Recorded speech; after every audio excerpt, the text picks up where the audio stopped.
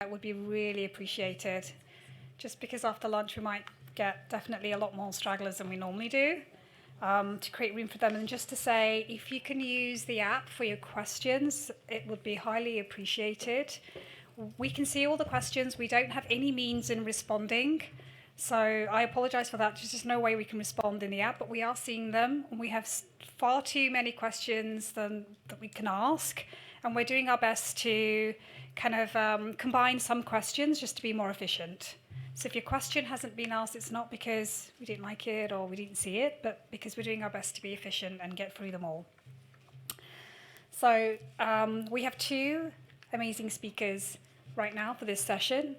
Our first speaker is Dr. Paige Moorhouse, who is a geriatrician from Dalhousie University. We're super excited to have her. And in fact, she's going to stay on and help us with our second session later as well. And our second speaker today is Dr. Romayne Gallager, who's a clinical professor in palliative care at the University of British Columbia. So I'm very excited to have both of them. Please just know that we'll get through both of our speakers and then we'll get on to questions. So just so you know. Okay, all right, let's start. Thank you.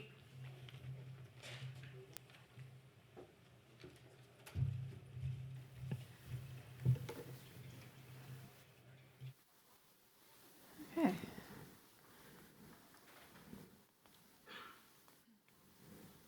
Will it start on its own? Oh, does it?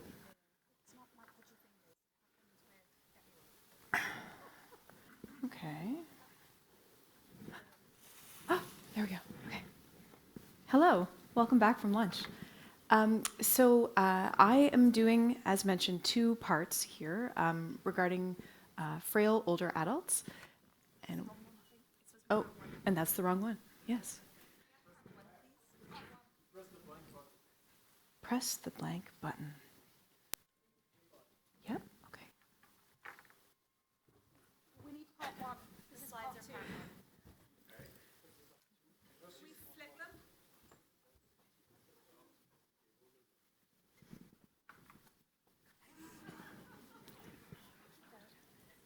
Just keep going.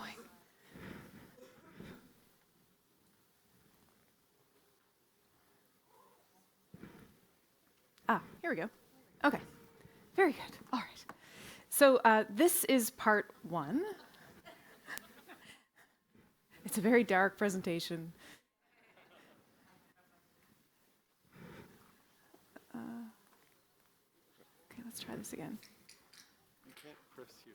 It's next here. Oh, it's here. Oh, well, okay. All right. I should have taken a masterclass on how to use this thingy. Okay. All right.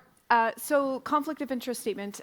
My partner, Lori Mallory, and I developed the PATH program, Palliative and Therapeutic Harmonization model of care for frail older adults. I'm not really going to be speaking a lot to that model today, but I will talk about some of the insights that led to the creation of the model, and I'm going to give you some tools that you can use that were developed by the PATH team. So the plan for this session is that through a couple of cases and some clinical tips, we're going to look at some clinical definitions for frailty. In particular, we're going to become familiar with the frailty cycle. We're going to discuss some common challenges to quality care in frailty, and I'm hoping to leave you with 4 tips in this presentation for integrating frailty into your provision of care. And we'll deal with the following ChenMeds criteria. So I really want to start with the aim, because I think whenever we talk about palliative care in frailty, or frailty care in general, there's always a concern that we're on a slippery slope towards ageist medicine or nihilistic medicine. And I think that is the sort of worry that we all have in the back of our minds. But in thinking about what good frailty care looks like, I think that frailty is not an excuse to withhold standard of care interventions. It's actually a reason to provide care that is holistic, so designed to address the person's overall big picture health issues. Care that is curated so that there are fewer but more meaningful to the patient goals. Care that is very highly individualized and tailored, and care that is quite intentional. And depending on the values of the patient and or their decision maker, it may be maximizing that sort of functional lifespan or squaring that trajectory of decline if that is the goal. So if that's the aim, what is holding us back? I'm going to review a few challenges that I think are holding us back. And we're going to start at that number one, which is that we are stuck at achieving consensus on what frailty is or means for patient care.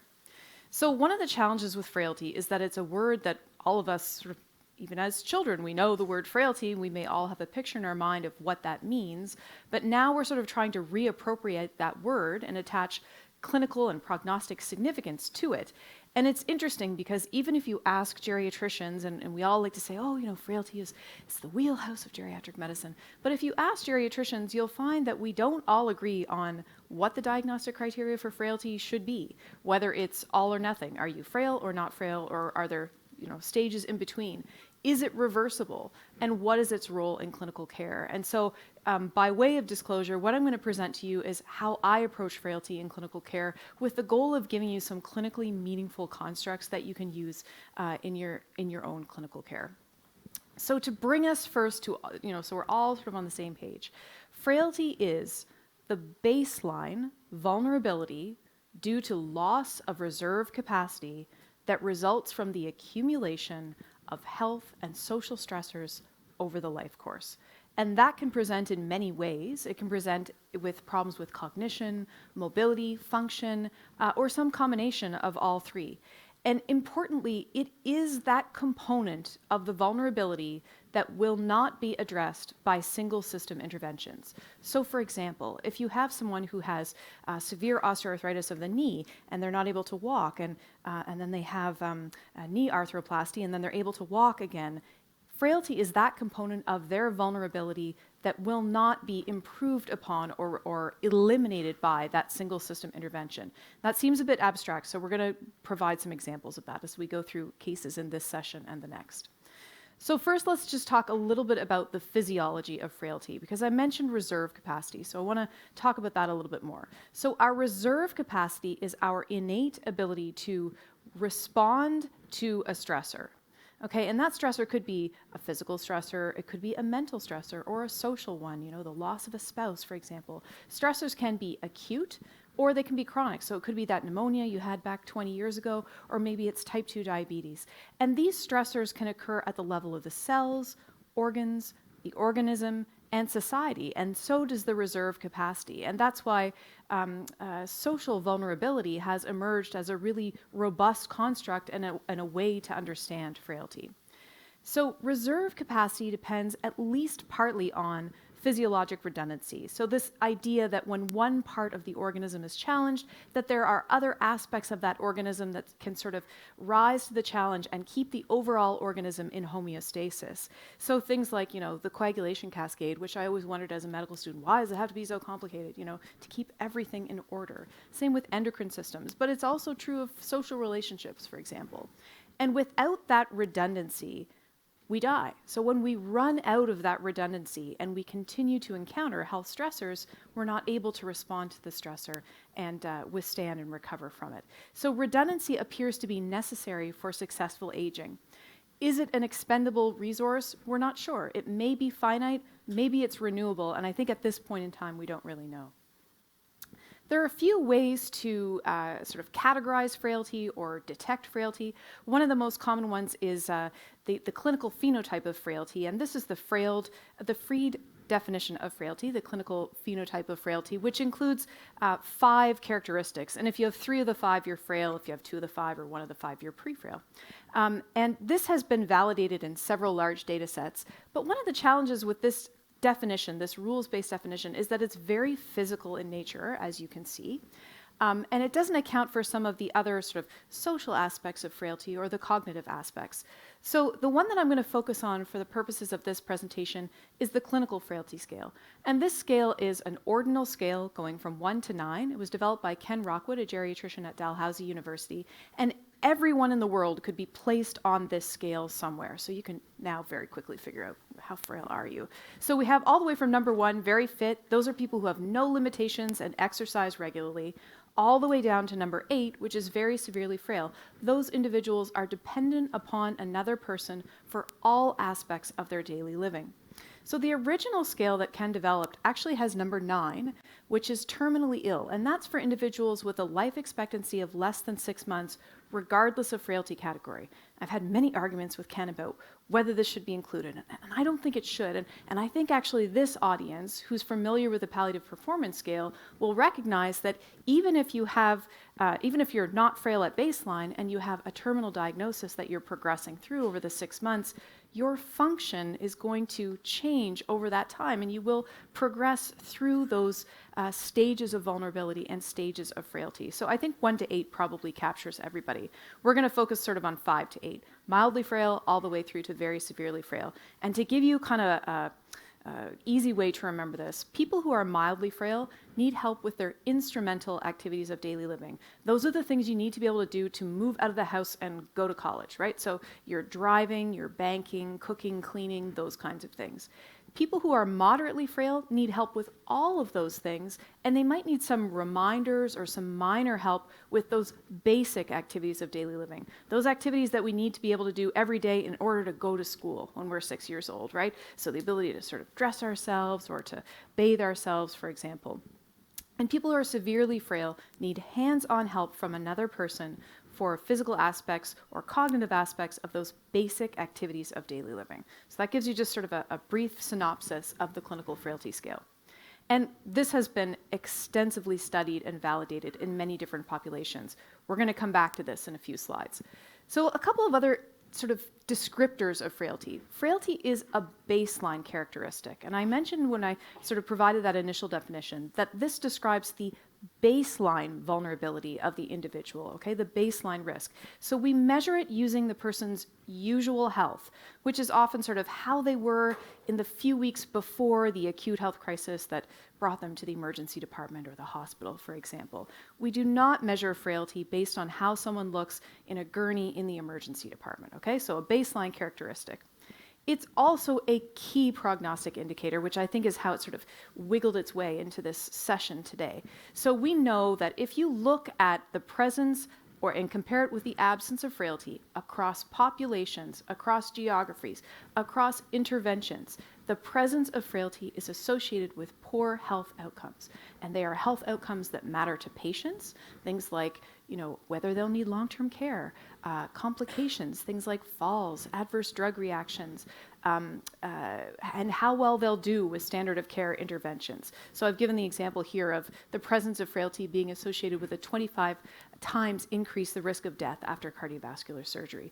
And the frailty is also associated with outcomes that matter a lot from, more of an administrative perspective. So things like length of stay, ALC days, readmissions, and even quality of care indicators like pressure wounds, for example.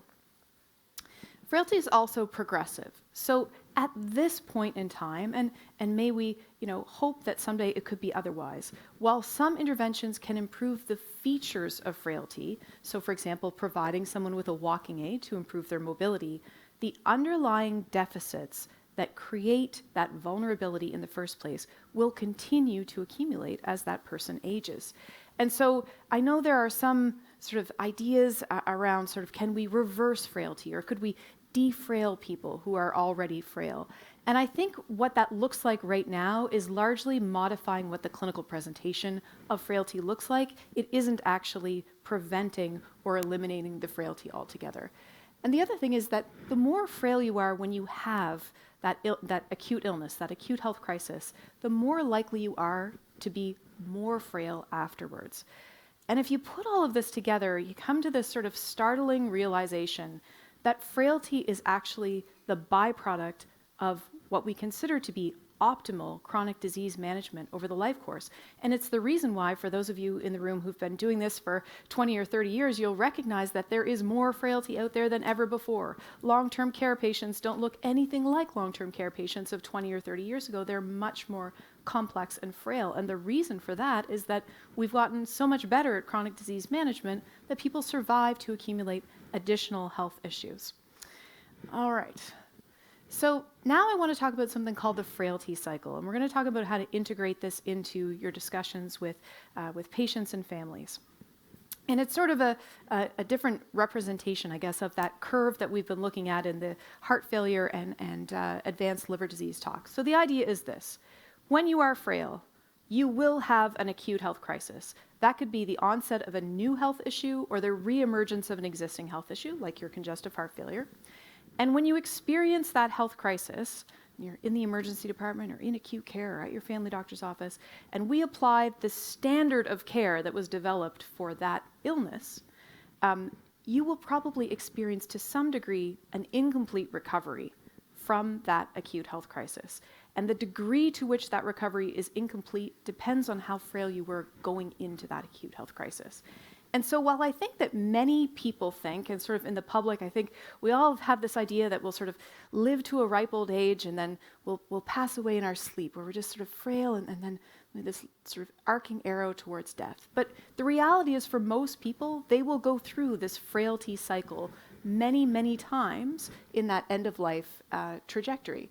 And so, again, we've seen versions of this curve several times for heart failure and advanced liver disease, but there's a couple of elements of it that I want us to be really precise about.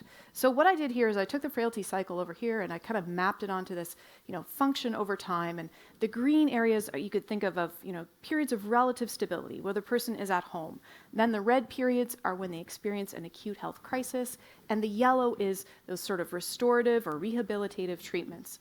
And so what I want to point out to you first is that as we progress through frailty, there is less time spent in those green zones. So the frequency and the intensity of those acute health crises becomes more prevalent. But the other thing that I really want to point out, and I think that this is perhaps a bit different than those other curves we've looked at so far, is that if you just had sort of a baseline kind of low rate of decline, like we all think of in frailty, then recovery from the acute health crisis would mean that your function would be up where that red arrow is. But what you can see is that it isn't. It's very much below that red arrow. So if recovery looked like reversal, this is where the curve would kind of come up to. Okay, and I think if you go around and, in acute medicine and you ask multidisciplinary teams, what's our job in acute medicine? What are we trying to do for people? They would say, well, we need to get them back to what they were doing before, right? And I think it's a laudable goal, but I think the reality in frailty is a little bit different. I think that incomplete recovery is much more prevalent than any of us would sort of like to believe. And as a recent experiment, what I did on our own geriatric assessment unit was I measured the baseline frailty when someone arrived at our doorstep. And then for those individuals that achieved a new baseline prior to discharge, maybe they were ALC or waiting for home care, we reevaluated their frailty. And on our geriatric assessment unit, patients are more frail when they leave than they were when they arrived at our doorstep. And that's a multidisciplinary team with geriatricians. I think we're doing a good job. But it was startling for the team to come to that realization that, the cost of that acute health crisis is more frailty and often more dependency afterwards.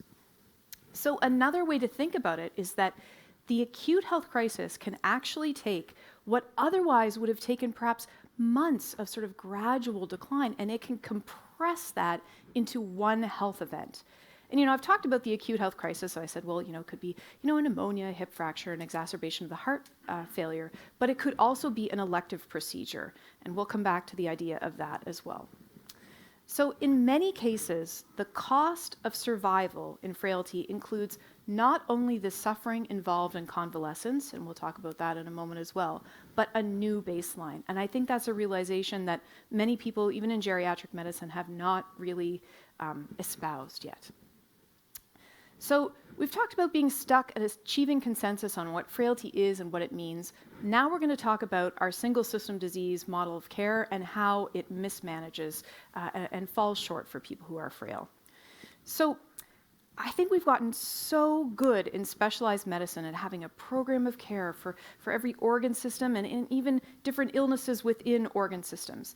But what tends to be missing in these programs is that big picture approach. And oftentimes, as a result, the last stage of life isn't really recognized.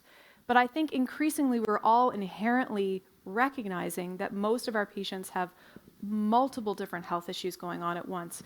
And really, frailty is sort of the rule rather than the exception. And that importantly, fixing one health issue may actually make other health issues worse. So we began to think about, what does this really look like for a patient? And so we took the case example of an 88-year-old woman we had seen with the typical sort of cornucopia of chronic comorbidities. So she had dementia, anemia, some coronary artery disease, chronic kidney disease, COPD, diabetes, peripheral vascular disease, and weight loss. You've met this woman, right? You've all met this woman. So we sort of looked at how are we currently managing her care in these different sectors of care. So, as an outpatient, she has her primary care provider, and there are strategies focused on prevention for each of her chronic diseases. Similarly, in the emergency department, we have a number of assessments and interventions directed towards each of those individual health crises.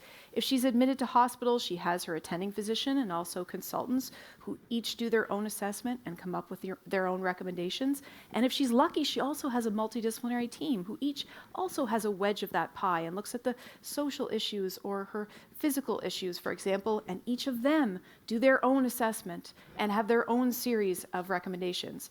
So what happens to this patient is she becomes what we like to call all assessed up with nowhere to go, right? We have a litany of assessments. We spend 90% of our time doing these assessments, and no one on the healthcare team knows what the other person's assessment is or means, and we tend to sort of repeat it.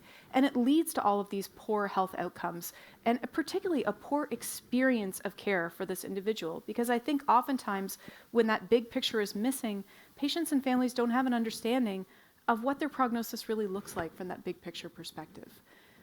And I think the other issue with specialized medicine is that it's kind of highlighted this chasm between what we can do, technically, and what we should do. And if you look back at the history of geriatric medicine, I think it provides some important clues as to why I think the specialty is at a bit of a crossroads right now when it comes to frailty and its management. So it was created around 1935 by Marjorie Warren, and she had experienced individuals, older adults who had experienced an acute health crisis and weren't provided the opportunity to have rehabilitative care. And so that's how geriatric medicine developed. And today, geriatric medicine has done a wonderful job of honing the art of rehabilitation. But I think we have lost something along the way. I think we have lost an appreciation of our patients' mortality. And as maybe a little impromptu experiment, I'll ask you to raise your hand if you are a geriatrician who also has formal training in palliative care. That's astounding. Isn't that astounding? How could your job be to look after the oldest segment of the population and yet not have any training, in palliative care? It's shocking to me. And so I think what's happened is that we now have this gap in care. So we have people who are responding to their rehabilitative treatments, and it's wonderful that those are available for that segment of the population. And then we have people who are actively dying, but then we have the people who are in between in that gap in care. The other challenge, and we've talked about this a little bit, is that most frail older adults are systematically excluded from randomized control trials, right? They don't get into these randomized control trials. And the randomized control trials are used to develop the guidelines, and perhaps more commonly, consensus is used to develop these single system disease guidelines. And so what ends up happening is that you have a person in front of you who looks nothing like the people in the randomized control trial from which the guidelines were developed, or even looks anything like the people with the single system disease that, for which the consensus guidelines were developed. I think the other challenge is that we don't look at functional outcomes ever, right? It's too hard to look at functional outcomes. We like to look at mortality. Suffering is almost never included in our description of what the standard of care would look like.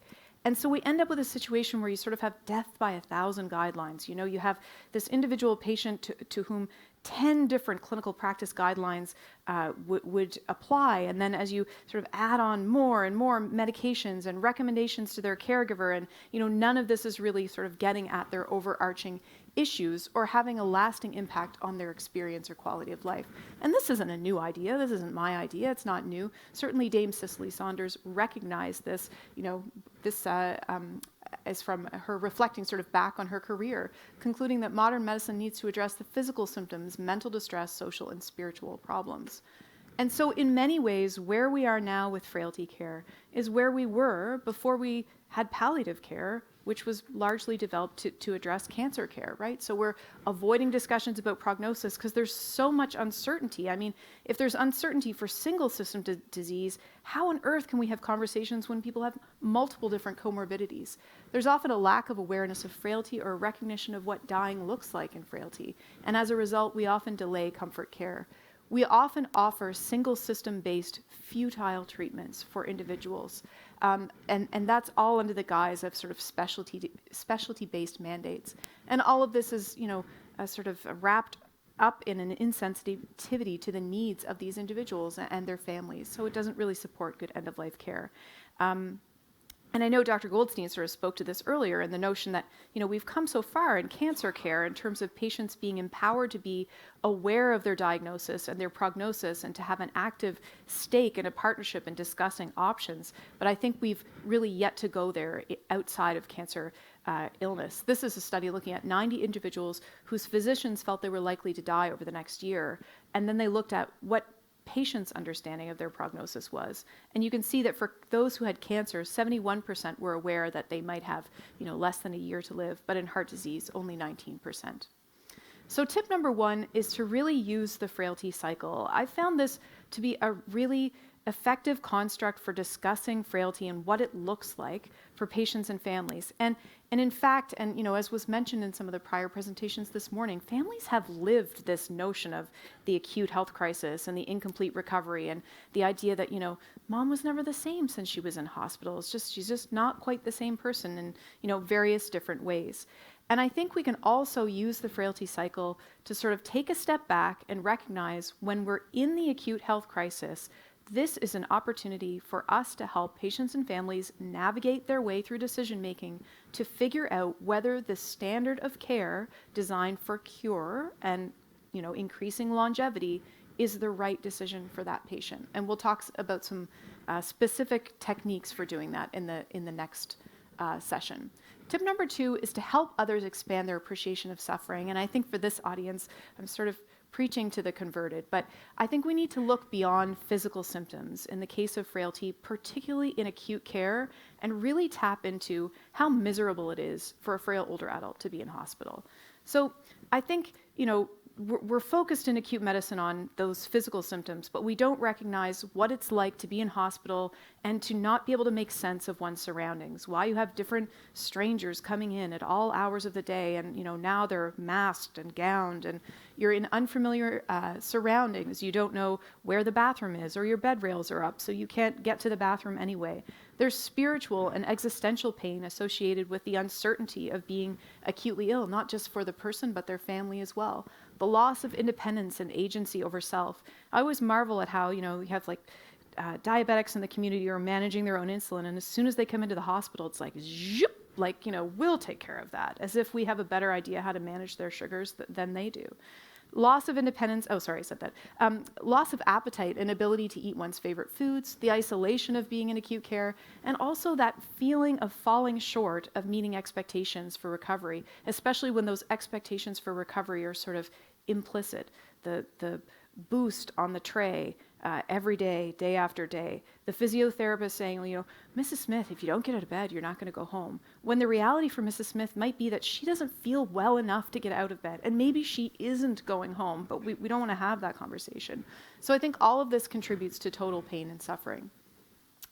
And, I think we're comfortable with suffering in medicine, right? We do major surgeries on people. We're comfortable with putting people through uncomfortable procedures and treatment if there is a promise or an expectation that they're going to benefit from, an extended period of sort of recovery and good quality of life after. And as we mentioned, often there are no randomized controlled trials to draw on to help us understand the likelihood of that in frailty. And so my mini tip number 3 is, instead of worrying about the numbers, to talk in terms of expectations. What do you, in your experience, expect to happen? And you could talk about, I wouldn't be surprised if, we talk about that, the surprise question. Would you be surprised if this patient, was not alive in a year, for example? So we can talk in terms of expectations, and in particular, your expectations around the frailty cycle. In frailty, there will be an acute health crisis. We don't know exactly what it will look like, but once that acute health crisis happens, there's going to be a new normal for that person. And increasingly, as they progress through frailty, that new normal will not look as good as what it looked like before a crisis happened. I think we also need to carefully consider that without recovery, suffering really can lose its meaning. In particular, time spent in hospital, the time that someone spends in hospital while the team is waiting to get them back to, how they were before they came in with the acute health crisis. And similarly, without baseline symptoms, suffering may lose its meaning. So if someone has, an asymptomatic solitary pulmonary nodule, and we put them through a litany of tests and procedures and interventions with the promise that, this is the standard of care for a solitary pulmonary nodule, it's cancer, we have to take it out for cure. But we don't often think about, if the person didn't have any symptoms to begin with, what is the upfront risk to which we are, exposing them, and what can we reasonably expect their new normal to look like? So we've talked about number 1 and number 2. Now we're going to talk about the failure to recognize dementia as a key driver of frailty, and I think this one is really, really important.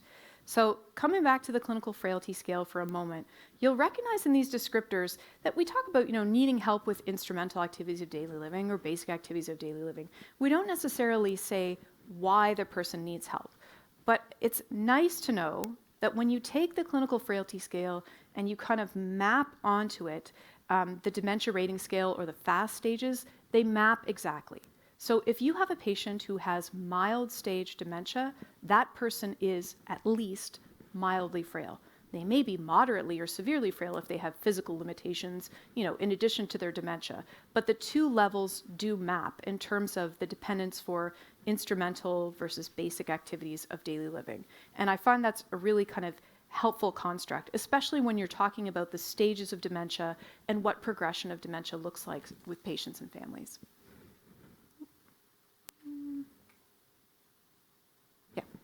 So a few kind of important considerations when it comes to dementia. People with dementia are particularly vulnerable in acute care, and they often respond poorly to interventional treatments. It's very difficult to take someone with dementia and put them in that unfamiliar environment of an acute care environment that they would need for a surgery or the treatment of an acute health crisis. Dementia right now is an incurable disease and associated with reduced life expectancy. But I think we often, forget to even list it on that past medical history list. It's like a nice to know, not a need to know in terms of prognosis. I think dementia is key to understanding the risk-benefit trade-offs and the individualized risk-benefit trade-offs for people who are considering interventions for their other health issues. Because when you have someone with dementia, when we apply the standard of care treatment for any other health condition they have, and it is marvelously successful, the best we can hope for is that we are increasing that person's longevity, and that time will be spent progressing through the later stages of dementia. And I think that's part of the equation that often families don't get to hear about when they're making decisions about non-dementia illness. We tend to undervalue suffering in dementia, particularly in behavioral symptoms of dementia and delirium. When you look through the studies of which medications are effective for BPSD and which medications are effective for delirium, you'd be hard-pressed to find one of those studies that looks at the impact of those medications for the experience of that patient or the experience of their caregiver. We're really focused on sort of duration of for example, delirium or the degree of agitation. But the most important consideration is that we commonly, regularly, routinely fail to identify dementia when it's present. Oh, I'm going the wrong way here. So when we developed the PATH program and we started having these individualized care planning discussions with patients who are frail, we began to think about how can we help areas of care where they might not have that understanding of frailty or that awareness of frailty. How can we help them identify frailty when it's present, particularly when cognition or cognitive impairment is driving frailty? And if you look back at the clinical frailty scale, you'll be reminded that it was actually developed and validated based on geriatricians rating data from a database. So they had information about cognition and dementia stage when they were sort of coming up with their frailty level. But there's not a lot of emphasis on cognition in the clinical frailty scale. So we developed an assessment that added that in.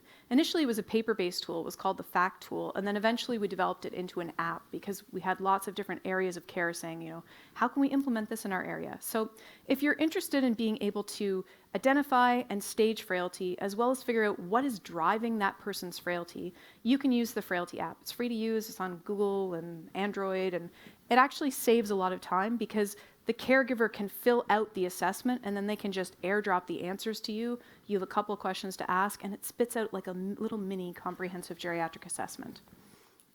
We did compare this tool with the clinical frailty scale, and we compared them both with something called the Frailty Index that I think Dr. Briesbaugh mentioned earlier, which is considered to be the most precise measurement of frailty. And what we found, unsurprisingly, is that when you have dedicated tests of cognition and when you include a collateral historian in the assessment of frailty, you get a lot more accurate staging of frailty. And these are just some clocks. We implemented this in our outpatient end-stage renal disease clinic. It was one of the first places we implemented this tool. And 39% of the patients that they saw there in that end-stage renal disease clinic failed the clock drawing test. Here is a sample of a couple of their clocks, and 53% failed the recall task from the mini-cog.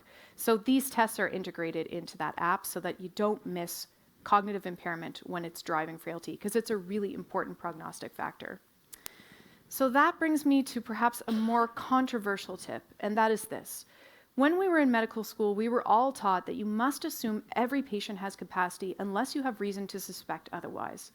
And what I want to tell you is that in acute care, you have reason to suspect otherwise. We know that about a third of patients in an acute medicine ward at any given time have dementia, and there are even more who have dementia but it hasn't been diagnosed. And a further, at least 1/3 have delirium. And so that means that the majority of adults on an acute medicine ward have a reason to have challenges with their capacity.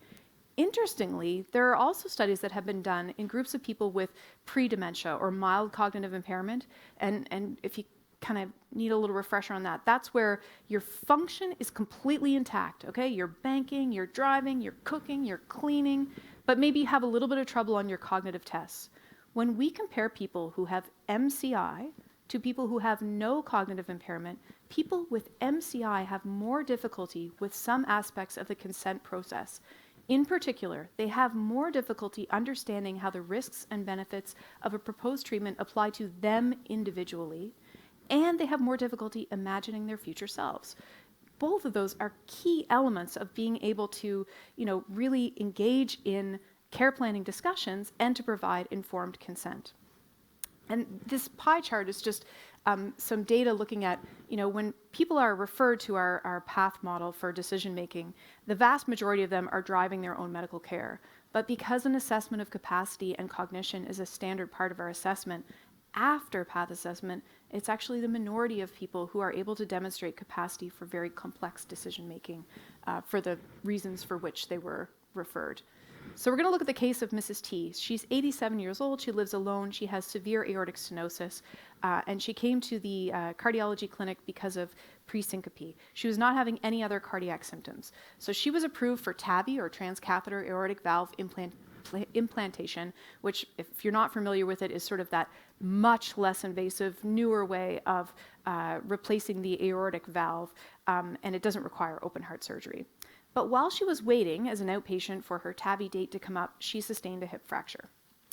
And 1 month post-discharge from her hip fracture admission, she was seen in our geriatric, in particular this was the PATH assessment, but in a geriatric medicine clinic. She received a new diagnosis of moderate stage dementia. But she had been and was continuing to be the prime decision maker and driving sort of the medical decision making. She said that she really wanted to have the TAVI when asked because she was afraid that without the TAVI, she would have a stroke. And for those of you familiar with the TAVI data, you'll recognize that having a TAVI actually increases your risk of stroke. It doesn't decrease your risk of stroke. So through a cognitive assessment and an understanding of her ability to engage with the information, we clarified that she lacked capacity for complex decision making. and that her dementia made it really difficult for her to be able to describe what her symptoms were in association with her aortic stenosis.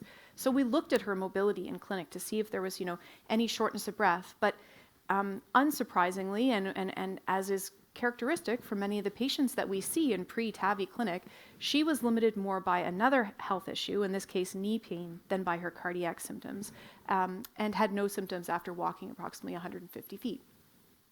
So we gave the dementia diagnosis and described the dementia stage and its expected progression to her substitute decision maker, in this case her daughter, and also the fact that successful TAVI would increase her likelihood of living into the later stages of dementia. And her daughter said, my mom would never want to extend life if progression of dementia was a part of that. We saw her a year later, and from a cardiac perspective, she was doing well and continued to have no symptoms. But her dementia, as expected, had continued to progress, and there were changes in her cognition and function. A year and a half later, she presented to the emergency department with a small bowel obstruction and received a laparotomy and small bowel resection. Post-operatively, she developed renal failure and aspiration, and then had her end-of-life experience in hospital. So a couple of insights from her case. I think many people with unrecognized dementia are routinely being asked to direct their own medical care. And I'm not saying that a diagnosis of dementia means you don't have capacity for medical decision-making, but it certainly increases the risk that you might have difficulty, particularly with more complex decision-making.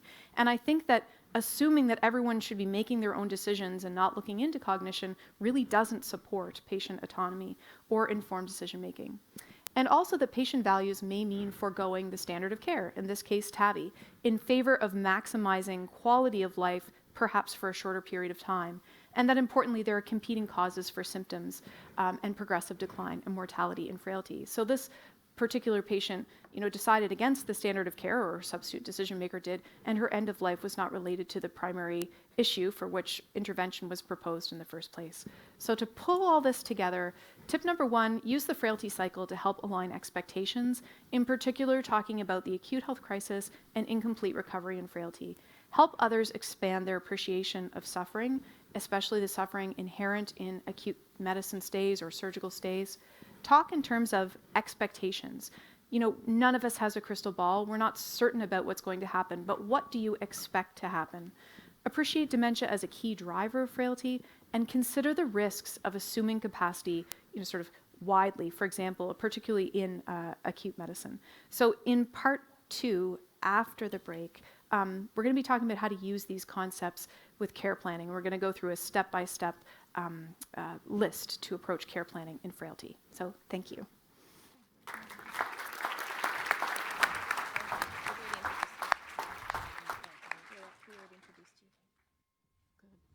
Good.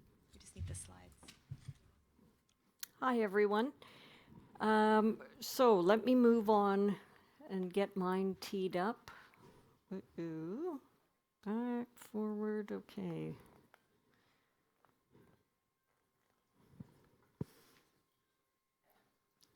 Are you asking me to wait a sec? Oh, okay. So what can I say? Okay, here we go. So thank you to Dr. Moorhouse. She has covered some things that I was going to cover, so that'll speed things up a little bit. I'm particularly talking about suffering and in dementia and approaches to pain management. Okay, that's black. Okay. No relationship with industry. I am on the board of directors of the Canadian Society of Palliative Care Physicians.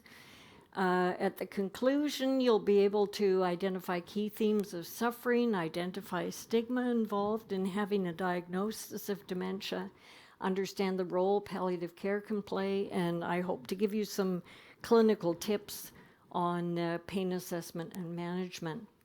And this seems to be the slide where you tell a joke, but I'm not sure what the joke would be. So we'll move on.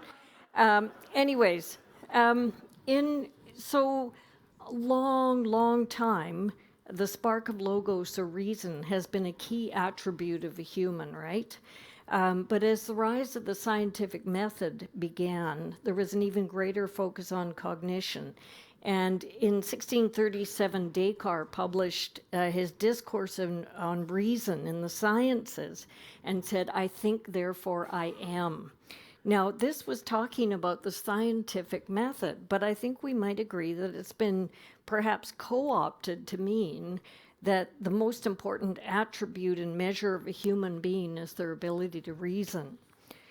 Now, in history, physicians have long associated short-term memory loss and cognitive impairment with aging, and it was referred to senile dementia if you were over 65 years of age. So I'm planning to celebrate this very soon.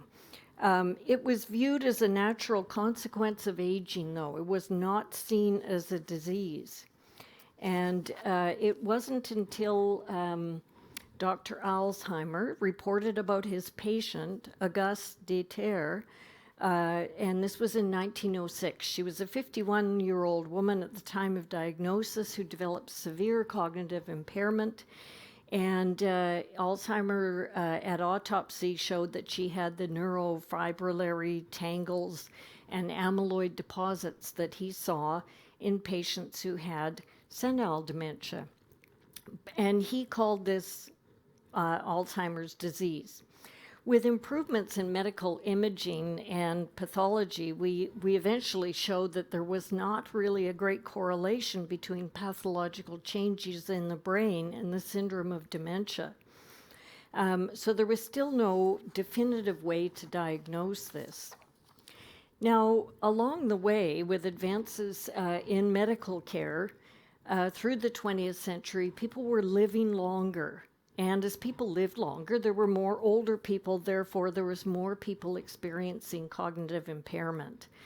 In the 1970s, a coalition of caregivers and family members, researchers and government officials trying to win funding for research began to push for the dementias to be seen as a disease. And this was part of the rise of the gerontology and geriatric sort of areas and fields to say that normal aging was not really accompanied by disease and disability, that we should think about this. And there was a very influential paper written by a neurologist, I think he was, that we should scrap this distinction between pre-senile and senile and call the whole darn stuff Alzheimer's disease. So to make a compelling case for funding, and I hope you're enjoying history, I always enjoy it because it helps explain things. There was, as critics called it, apocalyptic demography. And what people did to get funding is they sort of said, you know what, we're going to have an avalanche of people, and we need to find an effective treatment or cure in order to avoid this avalanche of dementia associated with the baby boomer generation. And they were very effective. Money increased dramatically, but it was spent on diagnostic markers, imaging, potential cures for the disease. Very little money was spent on improving the quality of life for persons with dementia or providing specific education and support. So in order to make the case that Alzheimer's caused great suffering, advocates represented the losses with dementia as so total and irrevocable as to call into the question whether the people suffering could still be properly regarded as people at all. And I think they've greatly deepened the stigmatization of those diagnosed with dementia. Even if you look today, okay, oh, there we go. Look at this, I did a Google search for dementia, and this, it looks like there's nothing left in your head, Here, it's a nameless, faceless person wandering down a dark corridor. And even this is supposed to be an appealing room to stay in a what's called a skilled nursing facility, but in fact it looks like a place with no identity.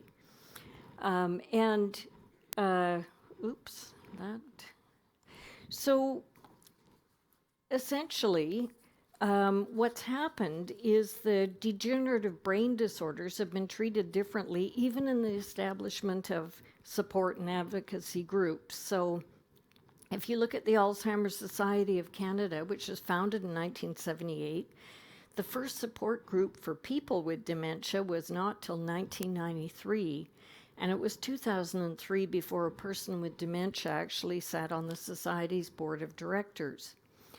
And, many of our books focused on, the caregiver's journey and focused on distant perspectives of how people experience this. And it's not till the last maybe 10, 15 years that we've had people with dementia writing about their own experience. And these patterns and, are the symptoms of stigma supporting the idea that a person with dementia dies inside a living body. And a lot of people kind of view it this way. Medicine has done very little to reduce the stigma. In fact, our written material is focused on loss. Losses from the clinic, from our perspective. And I think it's time that we began to look at, information from people with dementia. And there's a very good paper that I'd like to look at from 2018. And I'd like to read. It's about the landscape of suffering in dementia. And I'd like to read a little bit from the introduction. The way certain conditions and phenomena are understood and conceptualized shape professional approaches to treatment and sociocultural perceptions of those experiencing them. This in turn has implications in terms of the experience of individuals living with a condition. And what they're basically saying is the way we perceive and set up the whole ideas and cultural ideas around this has huge implications. So the study found three major themes by interviewing people with dementia. First of all, let's see, does this work? This is the laser. It does. Living with change. So people found that there was a constant change due to loss of their cognitive capacity, but also altered perceptions in the physical environment. Second of all, they striving to adapt and to manage with this. And that maybe the third most important thing is the double-edged impact of the environment. And what they found is those who adapt well have their identity invested in more than cognitive skills, and they demonstrate resilience. The third theme we'll talk about in a bit, because you can think about the double-edged impact of the environment as being both the physical environment, but the people you have to interact with. And many of you may be familiar with Dr. Tom Kitwood's seminal work on maintaining personhood in dementia. And he talked about how important that this be maintained and talked about a malignant social psychology that depersonalized people and actually accelerated their neurological decline. And he talked about the way we treat people. So conversing with others as if the person wasn't there. So ignoring people, infantilizing, disempowering, no unsupervised walks, objectification during personal care, withholding and imposing. And he described all these things that kind of took away the personhood of people with dementia. And he talked about the positive things of reconciliation, collaboration, negotiation, facilitation, and really sort of said that the ways in which people act can either empower or undermine, can either undermine them or facilitate them to be their best, and that we should be aware of that. So some people would say, maybe citizenship is a better term, because personhood doesn't promote a vision of someone with agency, and citizenship has been more concerned with rights and freedoms and so on. So, and the misuse of power. The main benefit of moving beyond personhood to include citizenship is that it extends and supports research agenda beyond care issues to the wider socio-political matters. And a citizenship agenda could improve not only dementia care, but also the general treatment of people with dementia within society. Now, Dr. Moorhouse did speak about suffering and frailty, so I won't belabor it, except to say that people have the feeling of living on the edge all the time, and they're on the edge of one of those declines, right? And so the body really has the agenda for the day. They can't set the agenda. It's set by what their body can do. And so there's this constant experience of having a body that fails to do things, and looking in a resilient manner for different things to do and ways to find meaning and have a quality of life. All this is to say, there's a book written in 1978 by Susan Sontag called Illness as Metaphor. And in the book, she said the very reputation of this illness is added to the suffering of those who have it. And I think that's applicable today to dementia. Sontag in that time argued that society's disease metaphors about cancer and TB were causing patients to feel as if society was against them. But I think this is definitely true for dementia. Dementias have been constructed as fearsome diseases. And surrounding it, we have images of loss of memory, loss of intellectual function, loss of language, loss of bodily control, loss of connection to people. So it can be represented as all of those qualities which we have come to define our humanness. Little attention has been paid to the ways in which Alzheimer's and other dementias may be socially produced and reproduced by the unequal power relations between persons with dementia and the family members, service providers, care setting, and the entire culture we have and the feelings we have towards people with dementia. So attention, every one of us who provides care or interacts with persons with dementia, we must be models of facilitation, negotiation, validation, and recognition. We have to be models of how people with dementia should be treated. So let's have a look, though, at the quality of life in those with dementia. People can self-report, and there's scales that can be used on people with a mini-mental status of 10 as a cutoff, the self-rating ones, and even people with mini-mental, which is a very gross, sometimes inaccurate measure of people's cognitive abilities. But we can measure that. Previously, we used to rely on proxy reports by caregivers, family, and professional. And universally, they were sort of a lower rating than the person themselves would give it. So it's very interesting because we really should not be relying on proxy reports unless we really cannot get any others' reports. In general, those who had less awareness or distress over their cognition tended to rate their quality of life higher. And what I see, in which I view as a positive thing, is a bunch of studies coming out about living well with dementia. And this is a 2018 study, 37,000 people, over that actually, 198 studies, and they looked at factors which there was sufficient data to say these are the things associated with living well social engagement is right up there among the top. So it's not cognition.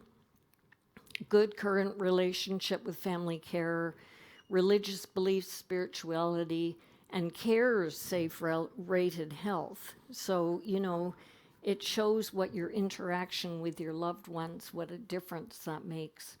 Lesser but important was being able to function and do some things, being able to live in the community, and living in a specialized dementia unit, which usually gave you more physical freedom.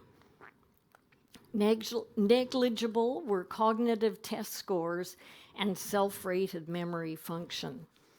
So I think that's very important for people to keep in mind. Now, what's been developing now are what's called dementia-friendly communities or dementia villages. And this is Hogweg, pardon my Dutch. It's an interesting concept because you can wander outside, do all the things in a garden. You can go shopping.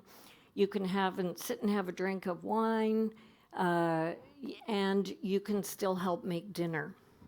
And nobody wears a uniform, and people can kind of go around as they please. Now, I have not been there. Supposedly they care for all levels of dementia, but obviously the people shown in these pictures are fairly higher functioning.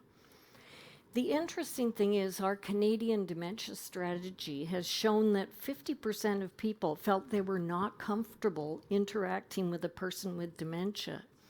And so we can build these villages, but we really need to integrate in the community too, because there's many people living with dementia in the community, and we really need people who can facilitate people remaining in the community and able to live their life in the community by having clear signage, accessible transport, and dementia-aware businesses, government services, etc. And this is a work in progress, that's for sure. So what can palliative care do for dementia? I mean, I think really our greatest impact is trying to help people maintain their quality of life by managing symptoms and, helping to restore and retain function. Unfortunately, we don't have a lot of research on this, and 2019 systematic review looked at home palliative care for persons with dementia and showed some positive outcomes in terms of management and reduction of behavioral disturbances. The thing is, there are big gaps, and that's because we tend to look at people with all kinds of different diseases, and it's often hard to sort this out. But our gaps are, do we help avoiding burdensome interventions, prognostication, barriers to access, and lack of consensus on outcome measurements. Now, I'd like to highlight in Canada the big problem we have. This is CI-HI data. In long-term care, look at how few people actually have a record of interacting with palliative care. It's 13% if they have cancer, and non-cancer, 9%. So really, it's a huge problem because that's where most of our people with dementia end up residing. Second of all, they really fall between the cracks because of the actual diagnosis. So if you look at the dementia, it's not very much involved with palliative care. So it's a significant problem that we have to overcome. So what are the things, though, that impair quality of life? In other words, what can palliative care really help with? And this was a 2018 19 studies, 6,200 people, And what they found is depression, high disease burden, in other words, things that impaired people's function, neuropsychiatric symptoms, and so on, and pain were the most important factors that were impairing quality of life. People with dementia who received adequate pain management were found to have a higher quality of life than those with untreated pain. So we really need to think about this. And because we tend to focus so much, what they found with proxy ratings, that is that the proxy people focused on the negative behaviors, so for instance, the agitation, the irritability, and so on, and they tended to miss pain and other symptoms. And of course, we find that people are very poor at communicating their symptoms. So I'm going to switch my focus to pain. And everybody's familiar with what doesn't kill you makes you stronger. Nietzsche wasn't not talking about physical pain. But never mind, that doesn't stop us, does it, from making it into a myth that screws people regularly? Population studies in North America and globally reveal higher prevalence of chronic pain in adults over the age of 65. And neuropathic pain tends to increase as well. Now, I want to point out that pain actually does affect mortality, and this has been shown repeatedly. But the most prominent one is the English longitudinal age study of aging. And it showed that if people had pain that interfered with their function, they died earlier. And we often tend to sort of deny that pain is a killer, but it actually is. And I think people with who do palliative care are more aware of that than others. So in patients, really, we're of all ages, chronic pain affects quality of life, function, and activities of daily living and mood, which can result in this spiral of deconditioning, social isolation, depression, and disabling pain. And really, this occurs much quicker in older adults, probably because of homostenosis or lack of reserve, right? So you're less able to cope with pain. What we're now learning is that there is an alteration of peripheral and central nervous system pain processing and dysregulation of the HPA axis, resulting in this, again, this cycle of a different perception of pain, increased stress, and so on, and frailty. And an interesting study that was in JAMA Internal Medicine 2017 looked at people with 10,000 community dwelling older adults, and persistent pain was associated with almost a 10% more rapid memory decline. And this resulted in a much higher chance of being able to not be able to take care of your IADLs. So for healthcare providers, viewing persistent pain as a risk factor for frailty onset and progression should really encourage a broader perspective when we're assessing and treating older patients with persistent pain. Pain shouldn't be seen as an isolated symptom, but should be viewed as a condition that is predicting heightened vulnerability to stressors and worsening health status. We should keep this in mind, and what we're learning is that neuroinflammation, which is, I always thought the microglia and astrocytes were just there as stuffing. That's what we were taught in medical school. They were just there as stuffing around the neurons, and they just cause tumors, right? I mean, what else do you get? We now realize how important these are in terms of, affecting the way neurons respond. And neuroinflammation, although protective in the short run, in the long term, mounting evidence that it contributes and may be a key pathological driver to many neurological diseases, including neurodegenerative, psychiatric, pain syndromes, and traumatic brain injury. So let's have a look at how pain is managed in people with dementia. And this is, it's an older study, but it repeats the same old theme that if you've got dementia, you're a lot less likely to receive adequate analgesia and enough analgesia.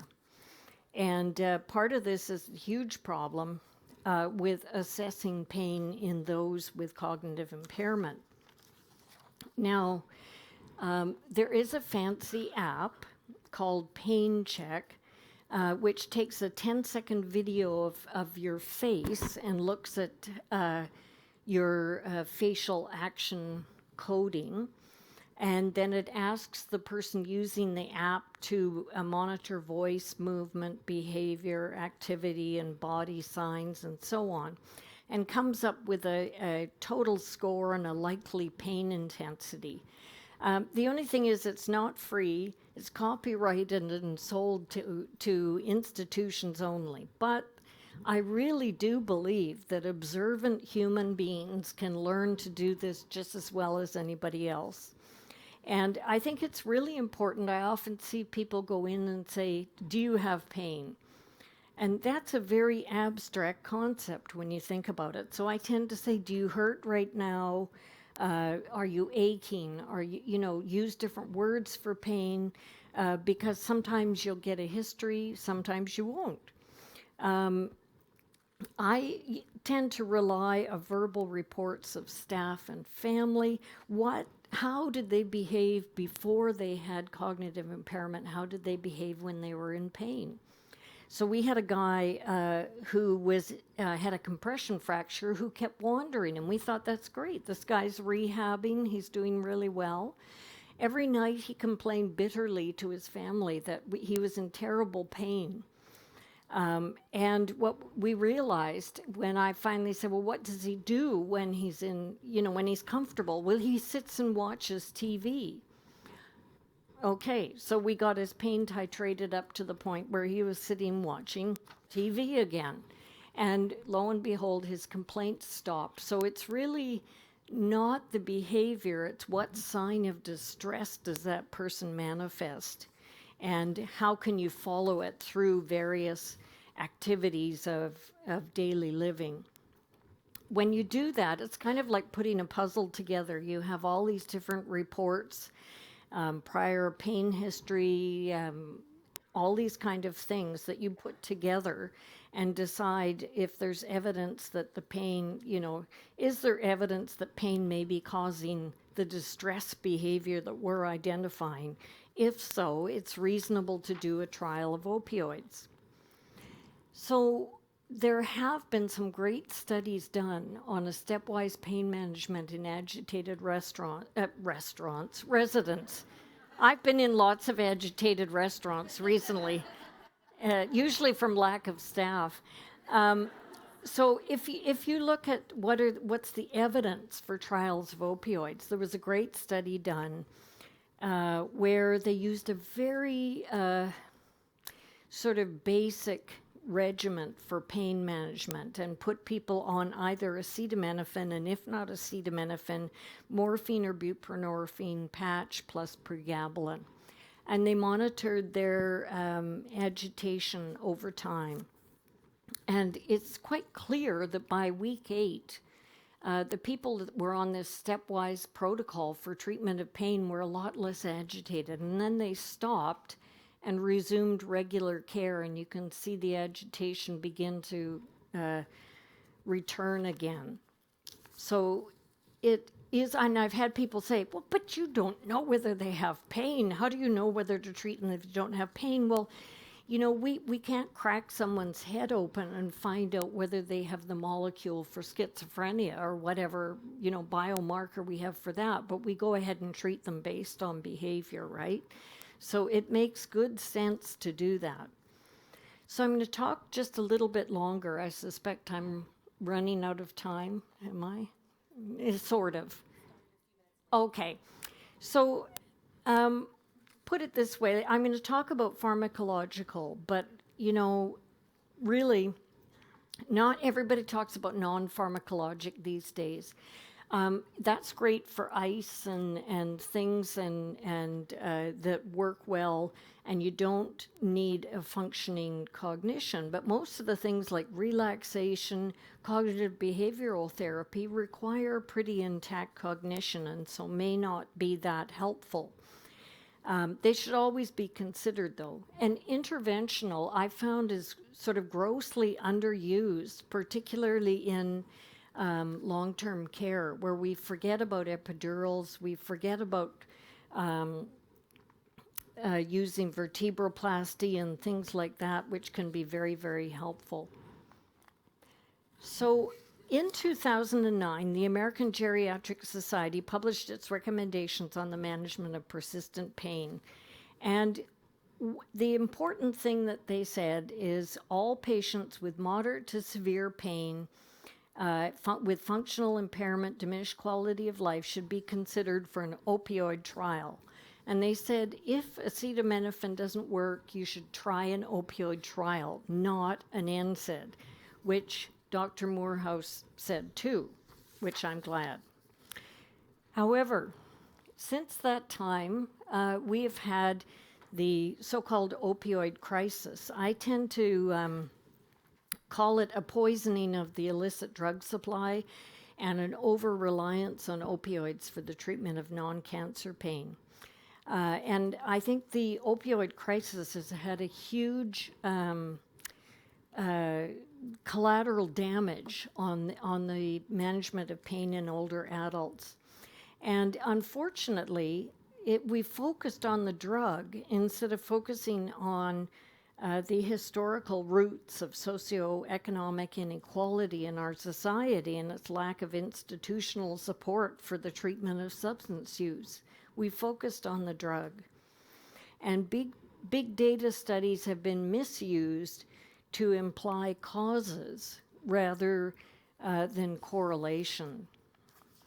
And I specifically want to target a paper released in 2018, which everybody quotes, and the interpretation listed on the abstract is results do not support initiation of opioid therapy for moderate to severe chronic back pain or hip or knee osteoarthritis pain. Okay, let's look at the science of this study. Probably is the person in the audience, let's see. If not, we'll fight it out afterwards in the hallway. But the mean age was 58, so these weren't older adults. Only 13% were women. And who has more chronic pain? There was moderate depression in both groups. There we go. The median pain scores were 5 out of 10, meaning half of the people had pain that was less than 5 out of 10. We probably wouldn't give those people opioids anyways, would we? The non-opioid group was allowed to use tramadol. 10% of them used tramadol. I know, it makes me laugh too, except everybody quotes this study. They did not distinguish between mechanical and neuropathic pain. And the opioid group was higher functioning.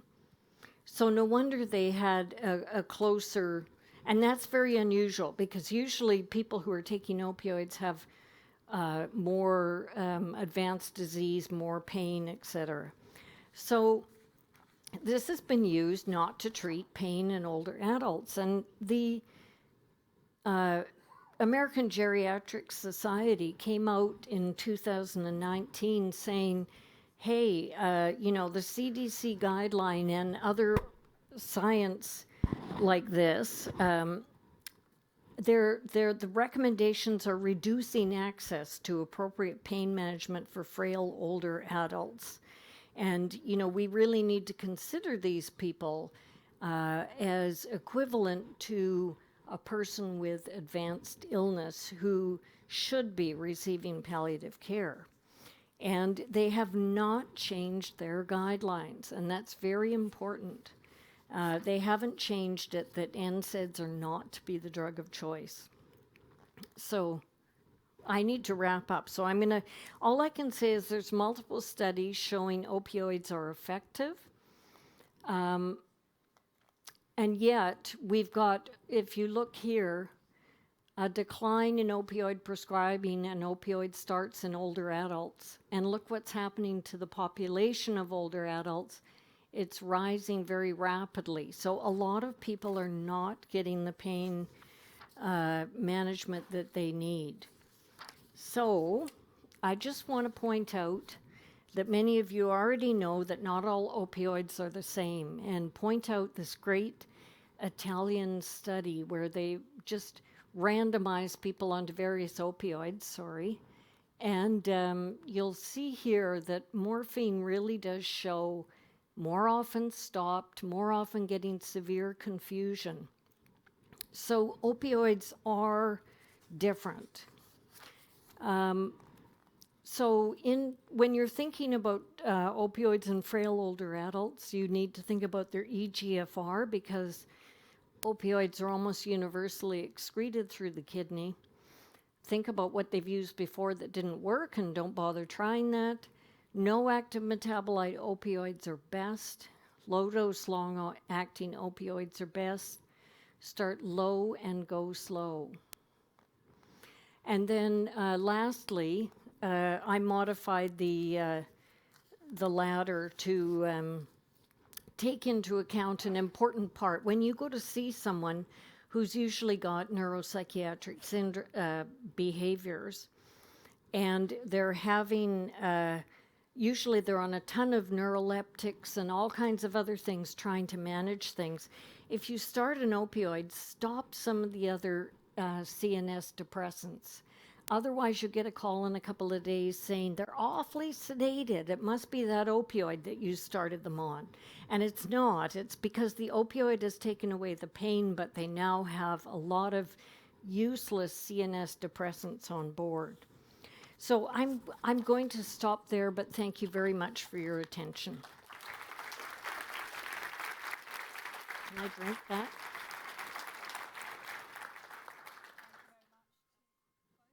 Speakers. We don't have much time. We've only got 5 minutes, so we were thinking we'd go into the break time for another 5 minutes. But obviously, if you do want to leave when time's up, you're more than welcome to go off and have your coffee and your walkabout. But for those of you who want to stay, we'll just extend by just 5 minutes. We started 5 minutes late, so. Yeah. I'm taking a question online. If the largest determinant or cause of frailty is due to an underlying cardiac pathology, which could be improved following cardiovascular surgery or procedure, is there still a 25-time risk of mortality post-op? Dr. Moorhouse, I think. Oh, I'm looking into the mic there. Okay. So in that study, they compared, it was a dichotomous comparison of the presence versus absence of frailty. And they did look at not only mortality, but they also had a sort of multi-component endpoint looking at morbidity. What is interesting is that the same hospital actually took that frailty assessment that I was talking about that with the app, right? So you can tell not only how frail someone is, but whether it's mobility or cognition or functional deficits, for example, that are driving their frailty. And they use those preoperatively in elective bypass surgery patients. And what they found was that if you were frail due to concerns with mobility, for example, your outcomes after bypass surgery were much better than if your frailty was due to cognitive reasons. And I don't think that's surprising to anyone here to hear that, but I do think it helps us understand that having a multi-dimensional assessment of frailty can really help you tailor the intervention to the individual in front of you. So not just the presence or absence of frailty, not even the degree of frailty, but what is driving the frailty and what's likely to be the impact of that from the proposed intervention. The original study with the 25 times mortality, and I'm sure the citation is in there, is Lee et al. In Circulation, in case you're looking for it. Thank you. How upfront should we be with patients and families about the high likelihood of incomplete recovery from acute medical events and likely new baseline of frailty? Do you think we will see a lot more people opting for comfort care if we did this? Maybe both of you would like to answer that. Go. I'll start. You get first crack. So I think one of the most powerful ways to approach this is to actually ask patients and families to sort of identify whether they've already experienced this kind of, stepwise decline associated with the acute health crisis. And if they have a lived experience with that incomplete recovery, I think it's easier for them to engage with the idea that, a new normal after an elective procedure or an acute health crisis, depending on the frailty level, may look different than it did before. The other important consideration, I think, is that, people with frailty don't exist in a vacuum, right? People with frailty who live in the community are often there because they have a network of support. And so looking at the sustainability of that support network, at caregiver stress, at the caregiver's experience, and also providing support to the caregiver to help them understand what to expect, can have a really meaningful impact. There's a really impressive study by Susan Mitchell looking at dementia progression. And what she found was that when they developed an intervention to help educate caregivers about what to expect with dementia progression, they had a median 18-month lengthening of how long it took for someone to sort of be referred or need long-term care. That's better than any acetylcholinesterase inhibitor out there. And I think similarly with Dr. Brisebois' presentation, where she mentioned, just describing to people and helping them prepare for, the complications of advanced liver disease, I think, allowing, validating the caregiver's experience and allowing them to have an enriched understanding of, what may lie ahead can be really, really helpful for their sort of sustainability in that role as a caregiver.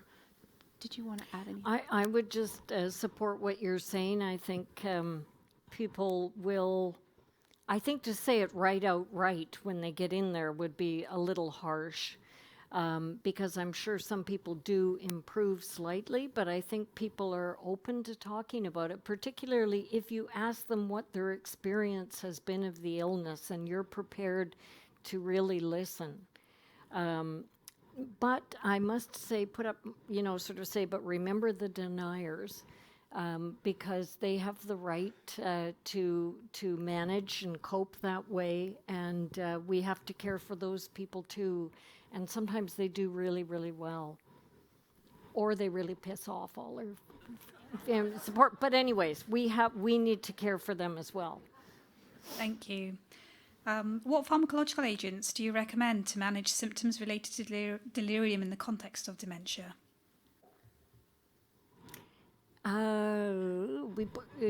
Sorry, was that non-pharmacologic agents? Pharmacologic. Oh, pharmacologic agents. Okay. Yeah. I don't know. I mean, really, ideally it'd be great if we didn't have to use a lot of agents. And, I'm reminded of all the things we're supposed to be doing about the environment for people, especially in acute care. Having said that, it is particularly difficult. Obviously, for people with, Parkinson's disease, there are contraindications for some. But I've always used very small doses, and I think talking to the family about what's going on is absolutely essential so that they're not agitated, because I really find that ramps up the behavior of their loved one as well. Yeah, I would just add to that I think helping the caregiver get a good night's sleep is a really important component of managing, quality of life and symptoms for the dyad, if you will, at home. And so I think my practice has been that if there is, nocturnal agitation that's, interrupting or impairing the sleep of the caregiver, although that isn't a sort of on-label use of medications for the treatment of behavioral symptoms of dementia, I think that's a really important signal that we need to listen to, and we need to, look at pharmacologic treatment options when non-pharmacologic treatment options have failed in that situation. Thank you. So we've got a few minutes left. I'm going to just do one more question, and then Maxine wanted to let us know about a case, so if she can come up to the mics on the floor, and I'm going to ask this question. In training, we were repeatedly told not to use the cognitive assessment in hospitalized patients because it would overestimate the severity of the disease. What should we do if we don't have a baseline for the patient's cognitive assessment?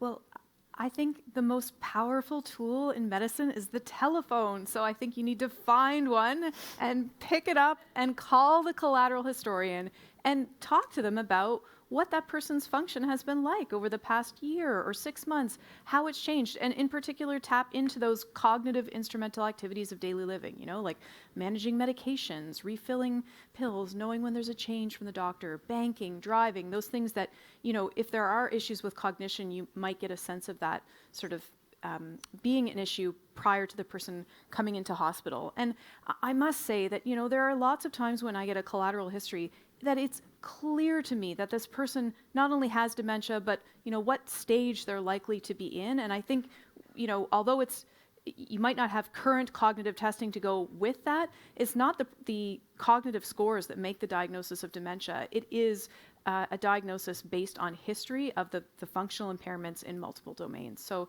pick up the phone.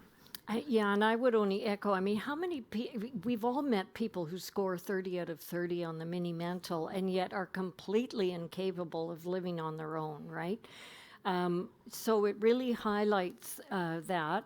And I've also, had the families who've sort of denied that their loved one had problems.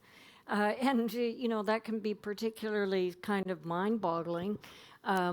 But, that does happen. And I think collateral and observation, I also think asking people, because many people will say, yeah, my mind is not the way it used to be. We tend to dance around that instead of sort of saying, how have you found this?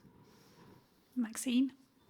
Hi, I'm Maxine Gallager. I'm a palliative care specialist in Tasmania, Australia, aka a long, long way away.